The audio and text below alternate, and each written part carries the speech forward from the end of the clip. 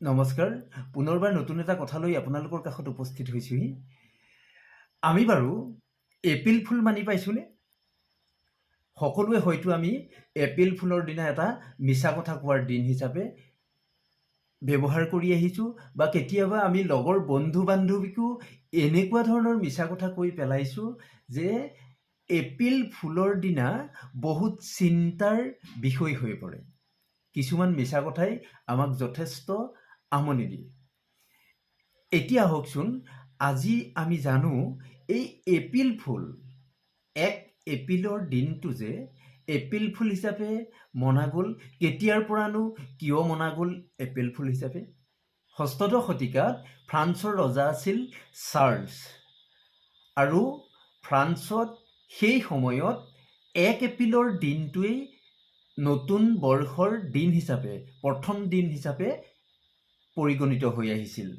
আৰু তাত এটা নিয়ম আছিল, ফ্ৰান্সত এটা নিয়ম আছিল কি, যে প্ৰজাসকলে সেই নতুন বছৰৰ আৰম্ভণি দিনটোত, অৰ্থাৎ 1 এপ্ৰিলৰ দিনা তেওঁলোকে আহি ৰজাক উপহাৰ দিব লাগিব, আৰু ৰজাই সেই উপহাৰ 1 এপ্ৰিলৰ দিনাই বছৰেকৰ প্ৰথম দিনটোতেই প্ৰজাৰ পৰা গ্ৰহণ কৰিব। আৰু যদি কোনো প্ৰজায়ে সেই উপহাৰ দিবলৈ ৰাজপ্ৰসাদলৈ অহা নাছিল, তেতিয়া তেওঁলোকৰ ওপৰত শাস্তিমূলক ব্যৱস্থা ৰজাই গ্ৰহণ কৰিছিল। এইটোৱেই আছিল নিয়ম। কিন্তু 1564 চনৰ 1 এপ্ৰিলৰ দিনা যেতিয়া ৰজাৰ ৰাজপ্ৰসাদলৈ আটাইবোৰ প্ৰজা আহিল আৰু ৰজাক উপহাৰ দিব বিচাৰিলে 1 এপ্ৰিলৰ দিনাখন, তেতিয়া ৰজাই ঘোষণা কৰিলে যে এতিয়াৰ পৰা বা এই বৰ্ষৰ পৰা আমাৰ নতুন বছৰ হিচাপে 1 এপ্ৰিলৰ সলনি 1 জানুৱাৰী কৰা হ'ল। গতিকে 1 জানুৱাৰীতহে তেওঁলোক ৰাজপ্ৰসাদলৈ আহিব পাৰিব। এই কথা যেতিয়াই ঘোষণা কৰিলে, প্ৰজাসকলটো ইতিমধ্যে তেওঁলোকৰ ৰজালৈ অনা উপহাৰ লৈ আহিলেই। গতিকে প্ৰজাসকল ক্ষোভিত হৈ পৰিলে।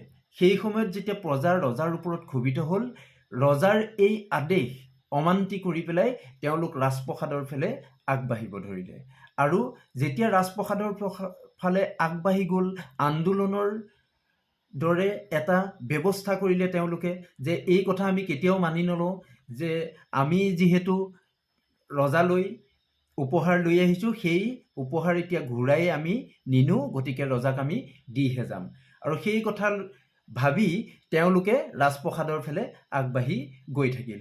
আৰু তেতিয়া সেই সময়তে কি কৰিলে, যে ৰজাৰ এজন কৰ্মচাৰী, তেওঁ এই যেতিয়া প্ৰজাসকলে এনেধৰণৰ ব্যৱস্থা হাতত ল'লে, তেতিয়া আগবাঢ়ি আহি পেলাই তেওঁলোকক চিঞৰি চিঞৰি ক'বলৈ ধৰিলে যে আপোনালোকে মোৰ কথা শুনক, আপোনালোকে মোৰ কথা শুনক।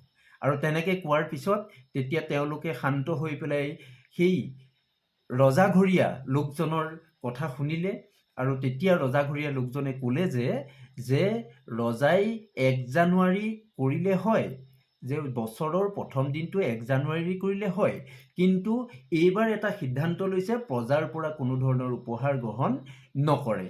আৰু সেই যেতিয়া কথাটো শুনিলে, তেতিয়া তেওঁলোকে থমকি ৰ'ল আৰু সকলোৱে ভাবিবলৈ ল'লে যে যদি ৰজাই এনেধৰণৰ ব্যৱস্থা গ্ৰহণ কৰিছে, দেখোন প্ৰজাৰ মংগলৰ কাৰণেই কৰিছে, যিহেতু ৰজাক আমি কোনো ধৰণৰ উপহাৰ দিব নালাগে। গতিকে তেওঁলোকে ভাবিলে যে আমাক দেখোন ৰজাইহে মূৰ্খ সজালে। আৰু যেতিয়া সেই ৰজাই মূৰ্খ সজালে বুলি ভাবিলে, তেতিয়া তেওঁলোকে এই আন্দোলন সিমানতে স্থগিত ৰাখি সকলোৱে ভাবিলে আমাক মূৰ্খ সজাই দিলে। তেতিয়া সেই দিনটোক সকলো মূৰ্খৰ দিন হিচাপে পৰিগণিত হ'ল।